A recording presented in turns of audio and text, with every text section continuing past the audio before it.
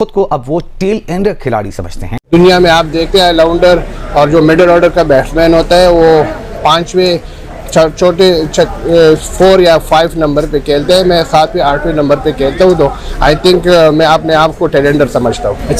इफ्तिखार अहमद साहब, जिसको मतलब लोग सारे चाचा चाचा बोलते हैं और वो कहते हैं जी मुझे चाचा मत बोला करो, क्योंकि जाहिर पता चाचा इस वजह से लोग बोलते हैं ना, वो अभी कोई पता नहीं 32 33 या 34 साल का लोग समझते हैं, उसकी एज बहुत ज़्यादा है, तो जिसकी वजह से बोलते हैं। खैर काफ़ी टाइम हो गया, अब उसको बुरा भी क्या लगता होगा। वो भाई साहब एक इंटरव्यू में कहते हैं, किसी ने सवाल पूछा आपसे रन्स नहीं होते या नीचे बहुत आते हैं या बॉल कम मिलती हैं, उन्होंने एकदम से बोला वो भाई मैं टेलेंडर हूँ। जब मैंने ये वर्ड सुना मैं तो बड़ा हैरान हुआ, मैंने बोला टेलेंडर, ये कब से अपने आप को कहने लगा टेलेंडर? और 3-4 साल से वो पाकिस्तान टीम से खेल रहा है, तो इफ्तिखार को अभी जाके पता चला कि वो टेलेंडर है। क्या चल रहा है चाचा? हैं कौन सी दुनिया में जिंदा हो आप यार? आपको क्या लगता है कि लोगों को नहीं पता? इफ्तिखार भाई आप मेहरबानी करें रिटायरमेंट अनाउंस करें जल्दी से। मेरे हाथ में क्रिकेट होती तो मैं, आप, मिसबाह वकार और इस तरह के ये इंतजाम वगैरह जो नासूर है पाकिस्तान क्रिकेट के लिए, ये हफीज वफीज, ये तनवीर वनवीर, ये जितने हैं, मैं इनको अल्लाह की मेहरबानी से सिकंदर बख्त टाइप के वहां फेंक के आता। तो मीडिया के एक इंटरव्यू में इफ्तिखार अहमद जो पाकिस्तान के क्रिकेटर हैं उनसे सवाल किया गया है कि क्या बात है आपसे क्रिकेट में रन नहीं बनते हैं, क्या बात है? तो इफ्तिखार अहमद ने चौंकाने वाला बयान दिया। उन्होंने कहा कि मैं टीम में टेलेंडर बैट्समैन हूँ, मतलब मेरे से ऊपर बॉलर आते हैं, मैं 8वें 9वें नंबर पर खेलने आता हूँ। दरअसल दोस्तों T20 वर्ल्ड कप में जब पाकिस्तान खेल रहा था तो इफ्तिखार अहमद ने जो है गैरी कर्स्टेन कोच उनसे कहा था कि मैं कब जाऊं खेलने, क्योंकि पाकिस्तान के 6-7 विकेट गिर चुके थे और बॉलर खेलने जा रहे थे। तो कोच ने जवाब दिया कि अभी ओवर बहुत हैं, तुम बाद में जाना। तो इफ्तिखार अहमद से पहले बॉलर जा रहे थे खेलने, तो इफ्तिखार अहमद ने कोच से पूछा कि क्यों सर, मैं क्यों बाद में जाऊं? तो इस कोच ने कहा कि हमें पता है कि तुम 3-4 ओवर के खेलने के बाद आउट हो जाते हो, इसलिए तुम बाद में जाओ।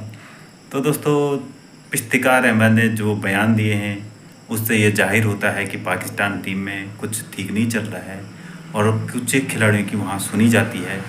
ये जो इफ्तिखार अहमद ने कहा है बात कि मुझे 8वें 9वें नंबर पर भेजा जाता है, तो मैं टेलेंडर बैट्समैन ही हूँ, मैं और न मैं ऑलराउंडर हूँ, मैं टेलेंडर बैट्समैन। तो दोस्तों देखिए पाकिस्तानी मीडिया क्या कह रही है कि इफ्तिखार अहमद ने सही कहा या गलत कहा। चलो देखते हैं वीडियो के माध्यम से। चलाइए दोस्तों देखते हैं वीडियो। कितनी दफ़ा 5वें पे की, कितनी दफ़ा उसने 6ठे नंबर पे की, 7वें पे भी जाता रहा है, लेकिन ऐसा नहीं है कि सारी वनडे या T20 उसने 7वें नंबर या 6ठे नंबर पे की। ज़्यादातर उसने जो वनडे में ऊपर के नंबर पे जो है वो बैटिंग की है। तो अगर उसको 4 साल बाद समझ आया है तो फिर मुझे नहीं समझ आ रही कि वो खेलता क्यों रहा है। फिर वो मना कर देता सबको कि यार मैं तो क्या कहते हैं, मैं तो टेलेंडर हूँ, मैं तो सारी ज़िंदगी डोमेस्टिक क्रिकेट जो है मिडिल ऑर्डर पे खेला हूँ, आप मुझे एज ए टेलेंडर क्यों खिला रहे? उस टाइम मजे लगे हुए होते हैं, उस टाइम सब खेल रहे होते हैं, मैचेस मिल रहे हैं, जाहिर सी बात है पैसे भी मिल रहे हैं, T20 खेलने के भी, वनडे खेलने के भी, सब कुछ मिल रहे हैं। उस टाइम तो सबके मजे लगे होते हैं। अगर आपको इतना ही बुरा लग रहा है तो फिर आपको छोड़ देना चाहिए था। आप बात करते कप्तान से, आप बात करते सिलेक्टर से कि भाई आप मुझे किस नंबर पे खिला रहे हैं, मैं टेलेंडर थोड़ी हूँ। आप छोड़ देते टीम को, बोलो मैं तो इस तरह नहीं खेल सकता। लेकिन उस टाइम क्या हुआ, क्यों नहीं मना हुआ? अब उसने इतनी बड़ी बात बोली है कि मैं तो टेलेंडर हूं। अब भी देख लेना, ये जो मतलब बिल्कुल फारिग और निकम्मी सी सिलेक्शन कमेटी है, ये फिर उसको सिलेक्ट कर लेगी। हालांकि अब उसको सिलेक्ट नहीं करना चाहिए इस सिलेक्शन कमेटी। इफ्तिखार चाचा अभी तक अपनी जवानी का जो जमाना था ना, उससे बाहर नहीं निकल सके। और जवानी के जमाने से मेरी मुराद है 1950। भैया ये बंदा अभी तक 1950 में जिंदा है कि जहाँ पर इसे लगता है ना इंटरनेट है, ना लोगों के पास डाटा नाम की कोई चीज़ है, ना इनको स्टैट्स का कोई पता है। इनको जो मर्जी बोल दो इन्होंने मान लेना है।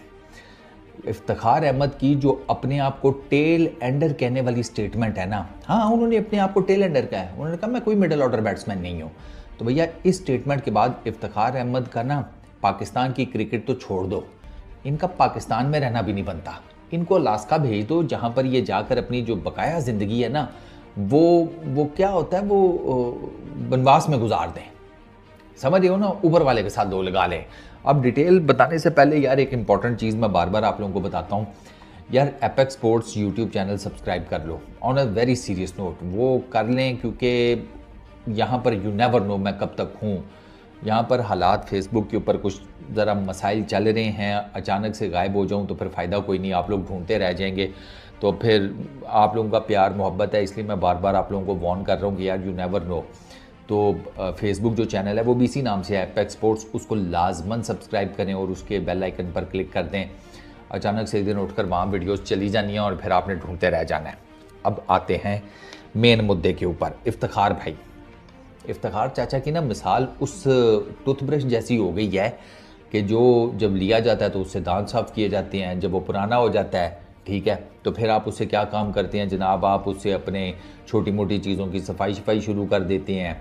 वही जो ब्रश है उससे आप बाल भी अपने रंग लेते हैं और इवेंचुअली जब उसके जो वो ब्रश के वो जो क्या होती है वो धागे धुगे टाइप के वो जो उसके वो टॉप पर लगे होते हैं, ठीक है, वो जब ख़त्म हो जाते हैं ना वो सारे प्लास्टिक के जो भी होते हैं, तो फिर आप उसको नाड़ा पानी के तौर पर इस्तेमाल करना शुरू कर देते हैं। इफ्तिखार चाचा की स्टेटमेंट माइंड बैफलिंग है।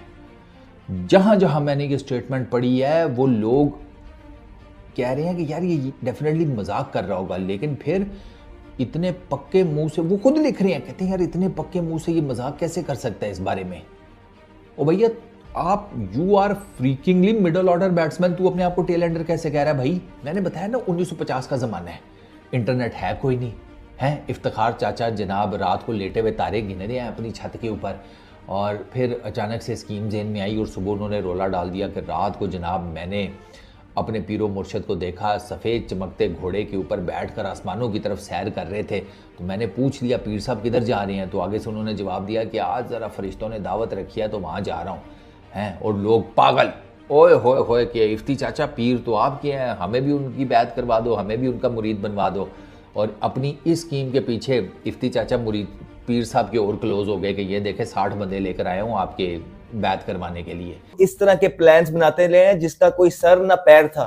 उनकी सिर्फ एक ही लालच थी बीच में कि उनके लिए अच्छे प्लान बनते रहे, वो आराम आराम से खेलते रहे और नीचे उन्होंने किसी का नहीं सोचा। फिर उन्होंने कहा कि भाई हमारा मिडिल ऑर्डर नहीं है या इनमें उन बंदों का क्या कसूर है, तो भाई फिर किसका कसूर है? मिडिल ऑर्डर आपने बनाना था, अपने लिए चीजें आसान करने के लिए आपने कोई मिडिल ऑर्डर नहीं बनाया। उसके बाद आपका एक प्लेयर ये बोल रहा है, आसिफ अली उस दिन बैठ के ये बोल रहा है, ये गिला कर रहा है कि जी मुझे उन्होंने आखिरी 2 ओवरों का 10 बॉलों का प्लेयर बना दिया था तो मैं तो मिडिल ऑर्डर बैट्समैन हूं।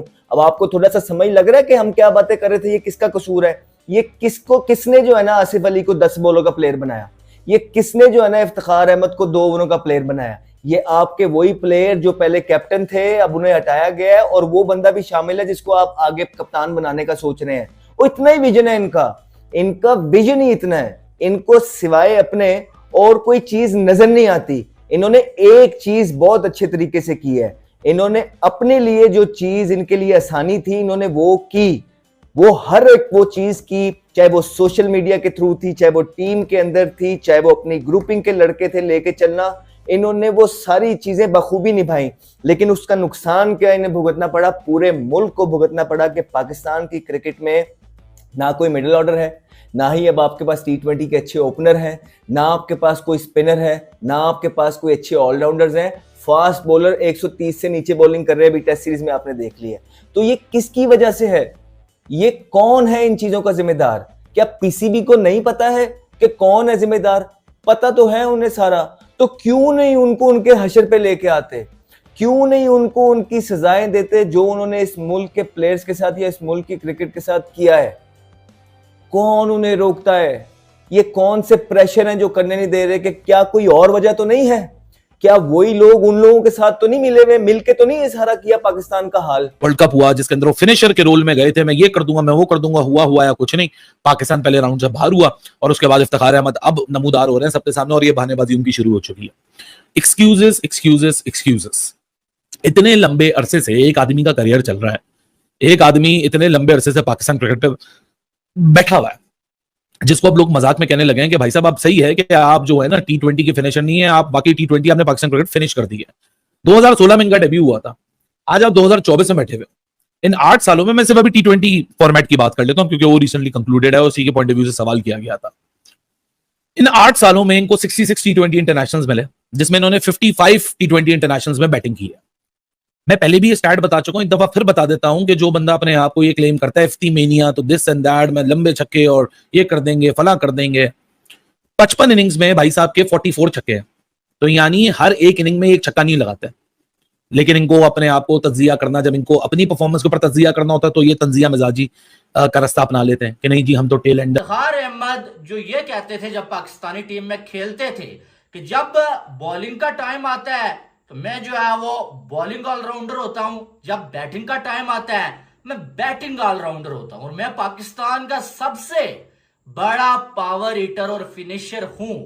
और साथ में जनाब ये भी कहते थे कि इस टाइम मेरी रिप्लेसमेंट जो पाकिस्तान के पास मौजूद नहीं है। तब इफ्तिखार अहमद ने कोई ऐसी बात नहीं की।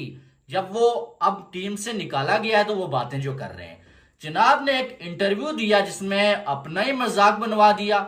इफ्तिखार अहमद कहते हैं कि मैं जो है वो मिडिल ऑर्डर का बैटर नहीं हूं और ना ही मैं पाकिस्तान का मैन बैटर हूं, मैं टेल एंडर हूं। भाई टेल एंडर समझते हैं ना आप? टेल एंडर बैटिंग ऑर्डर जो होता है ना, उसमें वो बंदा होता है जो सबसे गंदा तरीन खेलता है या जिसको खेलने का पता ही नहीं होता है, ठीक है, या जिसका काम बॉलिंग करना होता है। सारे बैटर्स जब आउट हो जाए ना उसे बैटिंग मिलती है। इफ्तिखार अहमद कहते हैं कि मैं टेल एंडर हूं, ठीक है, मैं बैटर नहीं हूं। उनको इंटरव्यू करते हुए एक बंदे ने बैटर बोल दिया तो जनाब गुस्से में हो गए, मैं तो बैटर ही नहीं हूं, मैं टेल एंडर हूं। उन्होंने बोला कि जो आपके ऑलराउंडर्स होते हैं भाई वो नंबर 4-5 पे खेलते हैं, जो आपके फिनिशर्स होते हैं वो जो 4-5 पे खेलते हैं, मैं तो 7-8 पे खेलता रहा, मुझे बैटिंग का इतना मौका ही नहीं मिला, तो मुझे आप बैटर क्यों बोल रहे हैं? यही बातें जब बाबर आजम पाकिस्तानी टीम के कैप्टन थे और इफ्तिखार अहमद बाबर आजम के अंडर खेल रहे थे, जो और जब उनको इन नंबर्स पे बैटिंग दी जा रही थी, तब इफ्तिखार अहमद ने एक बार ऐसा नहीं बोला कि मैं नाखुश हूं या मैं जो है वो बहुत लेट मुझे बैटिंग मिलती है। हमें भी मालूम है कि मैं कितनी बार ये एतराज उठाता रहा कि शाहीन को इफ्तिखार से पहले क्यों भेजते हो? अगर तुमने इफ्तिखार को एज अ फिनिशर खिलाया हुआ, एज अ पावर हिटर खिलाया हुआ, तो फिर शाहीन को इफ्ती चाचू से पहले भेजने की क्या जरूरत बन गई है? तो इफ्तिखार अहमद तब, क्योंकि इन्हें मालूम था कि बॉब्जी द किंग कर लेगा मुझे टीम से बाहर अगर मैंने उसके खिलाफ